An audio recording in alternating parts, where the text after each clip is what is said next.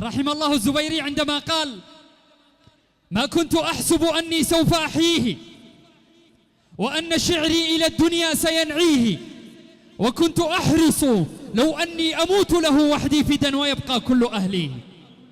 هذا هو الوطن الحبيب، هذا هو دمنا وعشقنا وقلبنا.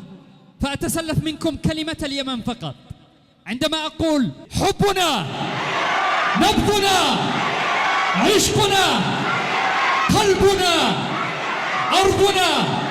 هكذا هي، وهذه اللوحة الفنية بقيادة الطالبة المتميزة هدى علايا. أتمنى لكم متابعة شيقة بتحية من الجميع.